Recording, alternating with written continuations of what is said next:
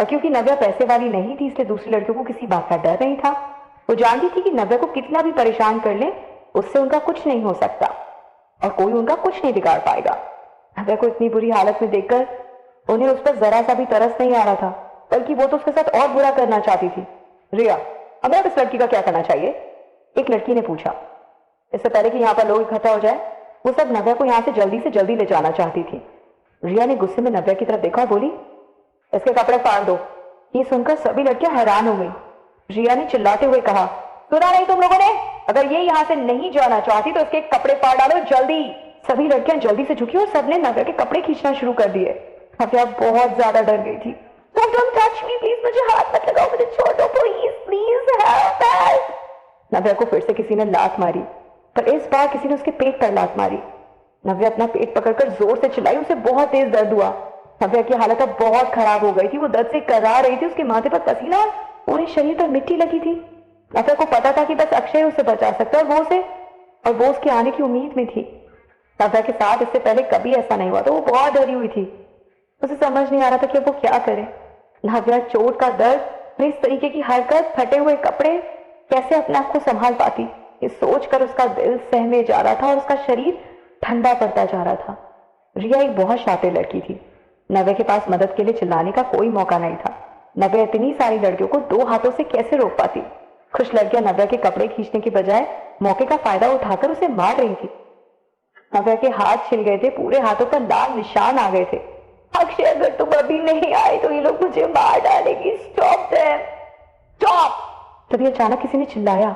एक इंसान नव्या की तरफ तेजी से दौड़ता हुआ आया और उसने लड़कियों को धक्का देकर नव्या को उठाया और अपनी गोद में ले लिया। अक्षय! जमीन पर गिरी लड़कियों ने अपनी नजरें उठाई और देखते दंग रह गई। उन्होंने कभी नहीं सोचा था कि अक्षय वहां आ जाएगा। रिया भी हैरान थी, बस देखते रह गए कि अक्षय ने तुरंत नव्या को उठाया और अपनी गोद में लिटा दिया। अक्षय बहुत परेशान दिख रहा था। नव्या, तुम ठीक तो हो ना? नव्या, आर यू फाइन? तुम्हें कैसा लग रहा है? Tell me. अक्षय ने धीरे से नव्या का सिर उठाया और देखने लगा कि उसे ज्यादा चोट तो नहीं लगी। अक्षय की आवाज सुनकर नव्या ने अपनी आंखें खोली। अक्षय को सामने देखकर नव्या ने राहत की सांस ली। अक्षय, तुम कहाँ थे इतनी देर से? तुम्हें कितनी देर से बुला रही थी अक्षय? कम से कम अक्षय अब उससे बचाने तो वहां पहुंच गया था। अक्षय ने देखा कि नव्या के कपड़े भी इधर उधर हो गए और फट गए हैं। उसने उसके कपड़े ठीक किए और पूछा कि तुम्हें कहाँ चोट लगी है नव्या? प्लीज मुझे बताओ तुम्हें कहाँ कहाँ चोट लगी है। नव्या ने अपना सिर हिलाते हुए कहा कि मुझे एक तो पहाड़ा पर बहुत दर्द हो रहा है। I'm not feeling good। जब सब लड़कियां उसे मार रही थी तो उसमें से काफी सारी लड़कियों ने उसके कपड़े फाड़ दिए थे। हालांकि नव्या ने समझदारी से खुद को बचाने की बहुत कोशिश की थी और बाकी सब लड़कियां नव्या के मुकाबले काफी नाजुक थी, इसलिए नव्या को ज्यादा चोट नहीं आई थी। अक्षय को नव्या की बात पर यकीन नहीं हुआ और बोला कि क्या तुम सच में ठीक हो? ओके, प्लीज मुझसे झूठ मत बोलो नव्या। नव्या ने अक्षय का हाथ पकड़कर उठाने की कोशिश की। खड़े होते हुए नव्या के पैर कांप रहे थे। नव्या ने खुद की तरफ देखा, अपने कपड़ों की तरफ देखा और ने ये पाया कि पूरे शरीर में उसको मिट्टी मिट्टी मिट्टी लगी हुई है।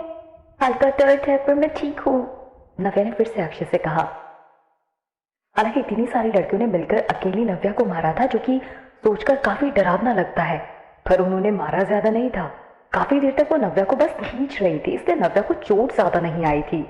अपने हाथ पर खरोच के लाल निशान देखकर नव्या ने रोते हुए कहा, मुझे यहाँ दर्द हो रहा है, बहुत दर्द हो रहा है। नव्या को रोते देख अक्षय बहुत दुखी हो गया।